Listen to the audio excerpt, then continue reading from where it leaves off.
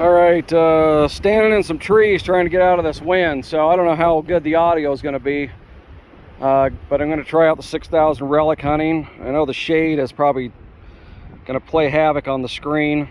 Went gold hunting the last 2 days. I'll put a picture of what I found up. I did not do any videotaping because the wind was so bad, it just was kind of pointless.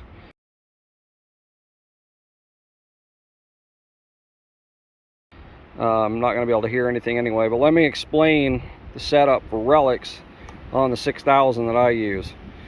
So I'm basically running my sensitivity all the way down, and I'm running on difficult with a threshold. That's about it. You turn it on, ground balance it, and it noise cancels, and you're off hunting. So in theory, from some tests I've done, what you should be able to do is ignore all the high tones and dig all the low tones.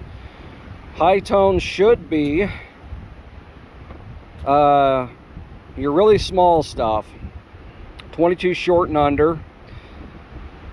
Iron, unfortunately, is going to fall in both segments, but what I've found is square nails and a lot of smaller wire falls in the high tone. The really big chunks of iron and your wire, I mean, iron can be anywhere, unfortunately, and it even is on the GPX, so the 5000 even with discrimination. So, but by digging only the low tones, the targets that fall in that for Relic hunter are everything from small pewter buttons all the way up to bullets, and the coins that it catches is the $1, all the gold coins except for I think the 20, possibly the 10, and then all of your coins except for, well, if you're Indian head pennies, probably going to be in the low tone. From the tests I've done, a seeded half dime falls in the low tone, but a Roosevelt, I mean a low tone, the Roosevelt falls in a high tone. So Roosevelt dimes and up, your quarters, your halves, your dollars, those are all going to be a high tone. Your low tones, though, are going to catch most of the stuff. If you're relic hunting, that's like your 3-cent piece, half dime, dime, all your gold coins, but the possibly 10 and 20. So we're going to try this out, see what we can find. All right, so with the GPX 6000, the way it's set up, this is what I'm listening for. It's basically softer low tones that don't break up.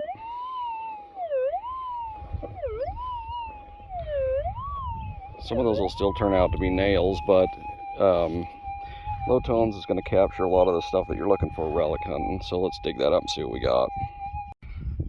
Alright, so I should clarify breakup, because this doesn't have discrimination, but what I'm talking about is breakup is a signal like this.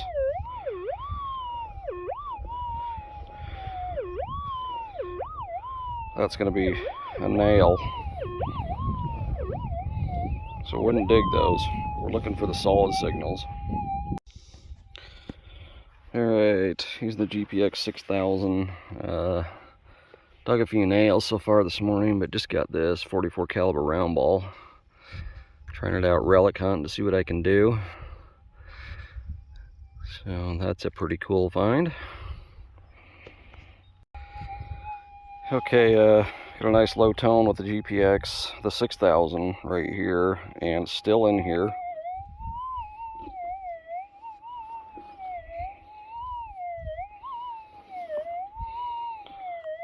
So a signal like this being that deep, even with the 5000 with discrimination, you're not going to be able to know that that's a piece of iron. So, you'd be digging this either way with a GPX. So let's dig this up, see what we got.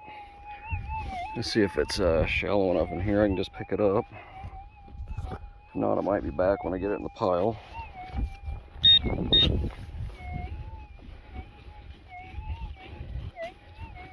Yeah, it sounds like it's still down there. So let me get it in the pile and I'll be right back. Alright, well, I'm still going in this hole. It's gotten pretty dang deep now. The signal's right there and I'm way below the depth of the pinpointer. I mean, it's got to be something big. You know, probably a big piece of iron, but we'll see. Alright, well, I finally spotted it. Just like I thought, big old hunk of iron. Not sure though what that went to. But as far as relic hunting goes, I mean, you would dig that regardless of which GPX you were using. So, go and see what we can find. What else we can find. Alright, got another hole opened up, and this sounds about the same as it did from the surface. So still sounding pretty good and still in the hole. So I will get back with you when I got it in the pile. Okay, got this one out of this hole, probably 12, 13 inches deep. It's now in the pile.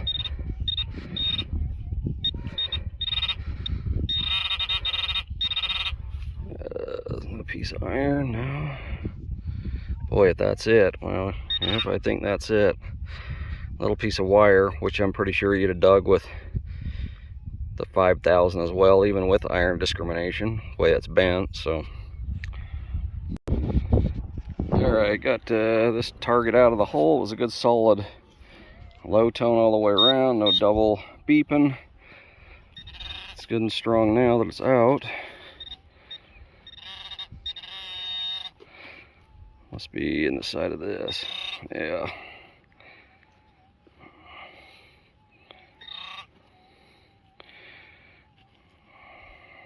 Looks like that's it right there. So flattened, that looks like 58 caliber lead ball. Probably used as a game piece, I'm guessing. But anyway, that's a good target. Look for good solid low tone, doesn't double beep. That's I'm not digging the louder ones because they're surface. Those most likely been passed over because they're iron by a VLF. So that's what I'm looking for. We'll dig that one. Let's see what we got. Okay, so that one ended up being a blob of iron. So you get some good ones, get some bad ones, but it sounded good. Well, too bad I didn't videotape this. Pretty windy though, and they're getting a little hard to videotape, but that pewter button came out of right down here. It was probably pinpointer deep. It was a good solid low tone. That's a large pewter button. Kind of what I've been doing lately, and I haven't been filming, is if I get a signal and I dig the plug out and it's in the plug and it's a low tone, I'm leaving it because it's probably iron. Tested a few of them and it is. So looking for the deeper targets, but that's a nice find with the GPX 6000. So here's an example of what I'm doing. I got the plug out and the signal's not, the target's not in the plug, still in the hole.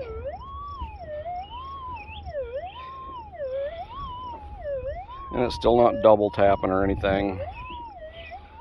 So what I've been finding is a lot of the smaller iron that sounds good is in the plug, and so I'm just burying the hole back up. I'm not even gonna bother recovering it. If it's still down here, it's either a bigger piece of iron, could be a bent piece of wire or something like that, or it's a good target. So that's kind of changing the odds for me. My trash to target ratio is going down by doing this. So I will get this out in the pile and we'll see what it is. All right, I've got this target out of the hole and in the pile. In the pile, it is double tapping now, so it's most likely going to be a nail or something. Oh, but it's not. It's another pewter button. It must have been on its edge. That was causing the double tap. So that's nice. Second large pewter button. And we've gone over this area quite a bit, so it's kind of neat. Unfortunately, the wind is really bad, so hopefully the audio doesn't get screwed up by it. But here's another signal, still in the hole after the plug's taken out. We're down probably 5 inches. And it's still a nice solid sounding signal, not double tapping. That's kind of what I'm looking for to be good. So we'll get some dirt out and see what that is. All Alright, that ended up being a big chunk of iron, which I probably would have dug that with a 5,000 even, so you just never know. Alright, got another target here in the hole. I mean, not in the hole, in the pile, and it was the same thing. Got the plug out, still sounding off good, so went ahead and finished digging it. I think it's right there. Oh yeah, nice, sharps. Looks like it's been melted. Dropped but melted. Well, I don't know. I always find a lot of stuff that's burned down here. I don't know that that one was burned. It might have just got squashed a little bit, but anyway, that's a nice find. Alright, wind's just a howling. So hopefully we can get this without too much wind noise. This is another signal that was nice low tone. Got the plug out, still there. Now it's in the bottom of the hole, pinpointer depth. It's in the corner. Gets me a little worried, but like I said before, I'm using a monocoil and I'm not really used to pinpointing with those, so I could be off naturally, but a lot of times that ends up being iron in the side of a hole. Let me get it out, and this is just the dirt's too hard. I'm not going to be able to do it live, so I'll get it out and show you what it is. Okay, it's in this clump of dirt here. Stay out of the wind.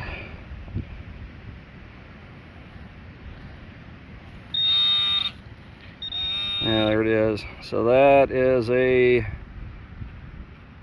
a piece of lead. Yeah, it's a melted bullet. I can see the rings on it right there. So anyway, that was a nice deep target. All right, got another signal here that was the same thing, low tone. Sounded really good from the surface. I'm down to it right here. It was fairly broad though, and I have dug a few things which I'll show you at the end. That there's some glass in that one. Anyway, ended up being big bolts, so I suspect that that's probably what this is going to end up being. Oh, we'll get it out and see. Dirt's too hard for me to live dig it, so I'll just show you what I got. Else I was wrong about that one. It wasn't a bolt. It's a melted piece of lead. Pretty big piece, but still. I think that probably used to be sharps. Got the little butt on it there. We find a lot of melted sharps in this particular area. So anyway, move on and see what we can get. Got about 45 minutes left. All right, another signal here. Had to widen the hole. Like I said, my pinpointing skills aren't that great with this monocoil. Trying to get used to it. Even have trouble chasing gold with it. But anyway, it was right down here in this corner. Now it's out in this dirt somewhere. Well, there it is, looks like. And that is a partially melted bullet. It's a sharps for sure. Got the little nub on it right down there, but it's been either smashed or, yeah, it looks like it's been partially melted. So 2 sharps today. That's pretty cool. And that was fairly deep.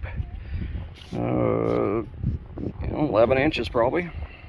So getting the hang of this now. I have dug quite a bit of iron, and I'll show all that to you, but I think it's going to be a good Relic machine. Try to get another one of these signals on video with this blasted wind though. It might be hard, but so this was a soft low tone without the plug gone. Obviously it's gotten louder with it,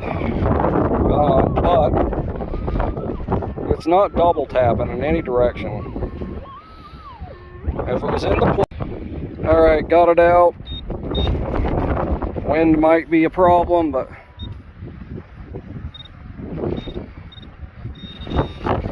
there it is right there. Sorry I'm not pointing it over there because a dang wind, but a little nice teardrop pistol bullet. Normally those would come in a high tone on the 5,000 if you were running normal or sensitive extra. Not sure what it would be in any of the other timings, but That was a high or a low tone on the GPX 6000. And so there's a good gamut or a good range of targets that shows what'll come in on a low tone for relic hunting. I got this, I got the 44 pistol, that would also come in as a low tone, and all the way up to the Sharps bullets are low tones. So you can essentially ignore all the high tones. So hunt here a little bit longer, see what else we can find. All right, another target. Sound just like the rest of them I've been telling you about. Soft low tone. Take the plug out. We still got a nice solid unbreaking or unjumpy low tone. Now it's in the pile. We'll see what we got. Could be iron, and it is iron this time. So those are kind of typically the things I'm digging, are blobs like that and bigger stuff, wire, you know, at that depth. Probably came from 7-8 inches. I don't even know that it would break up on the GPX 5000 with the disc. So I typically dig a lot of that stuff anyway when I'm using the 5000. So kind of comes with the territory when you're relic hunting with a PI anyway. All right, this one may end up being iron, but we'll see. It's getting a little deep to be a bullet or something like that, but we're below pinpointer. This one's pretty centered in the hole, so that does give me some hope. But gonna have to dig this up and show you what I got, either in the dirt pile or in the bottom of the hole. Just too hard to dig with a hand trowel. All right, I've got this loosened up, so you can probably get it out by hand now. It's right here someplace.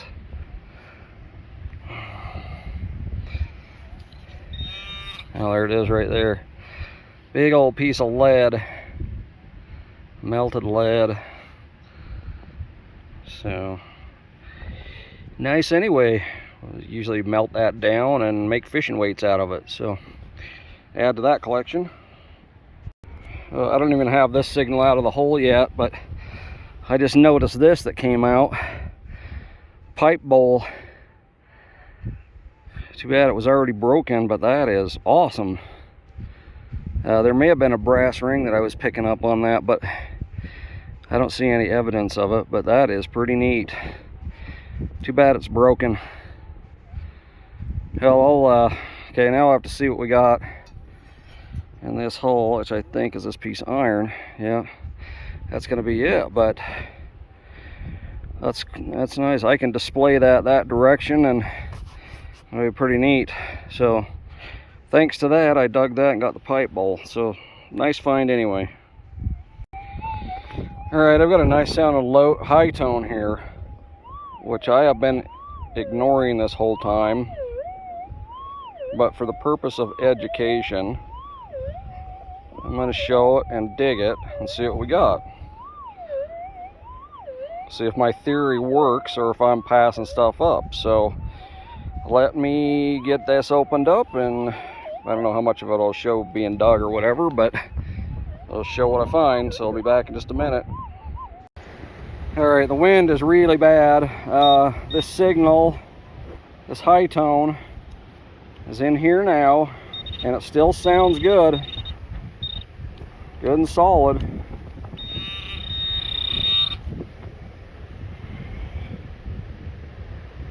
But there it is, piece of wire. That's not to say every high tone's a piece of wire, but that is one reason I'm passing them up. So I don't know if I'll dig any more this time around, but from my experience and some of the past detecting I've done with this thing so far, the high tones are things I don't care about. Wire, nails, obviously you dig a range of iron that comes up on both low and high tone, but 22 shorts, 22 lead, P-caps are really the only thing that I would care to not miss that I can think of, and maybe like the small navy buttons that come in really low on the scale. But other than that, anything else I'm relic hunting for, I'm pretty much going to get in the high or in the low tone area. still up in the air as to whether dimes come in that range or not. I think the older seated dimes are going to be a low tone. Seated quarters and up are obviously going to be high tone, or yeah, high tones, but I don't dig a lot of those at these camps anyway, so you know, what are the chances of me passing it up? And I'm probably going to get that with the VLF in the first round anyway. So gonna about wrap it up here. Hopefully Mike comes back to the truck same time I do, and we can show what he found with the 5000 and kind of compare finds, see if there's much of a difference between the two as far as what we're digging for iron. All right, wind's blowing like crazy. We're gonna at least get Mike's stuff. I'll get mine when I get home, but he was using the 5000. 4500. Oh, the 4500. Sorry, I'm the one with the 5000. This is good amount of iron. Looks probably about like my pile, and then here's all the stuff he dug. So a couple of cuff buttons, pewters. It says lead. Yeah. Lead, teardrop. I got one just like that. Some more little stuff. I know with what I was running, I would probably not have dug these little things here. I did dig one of those, so I know that would have been dug. But so anyway, and then I'll show what I got with the 6000, and we can kind of compare. You know, I think regardless of the pulse induction you're using, you're going to be digging iron, so whether you got iron reject or not. All right, hopefully we can do this in the wind. Here's what I ended up finding. So there's my iron I dug. As you can see, a lot of it's big. And then here's my good stuff, or stuff I consider, you know, good. 3 pieces of lead. I don't think that was from this hunt. Just left in my pouch. Couple of sharps bullets, smashed round ball, teardrop pistol, 44 cal pistol, and a couple of pure buttons. So not bad. You know, I don't think, honestly, I look like Mike dug more iron than I did, but I dug a lot bigger iron for the most part. So anyway, there you have it. I thought it was a pretty good hunt with the 6000, and I will be using it more.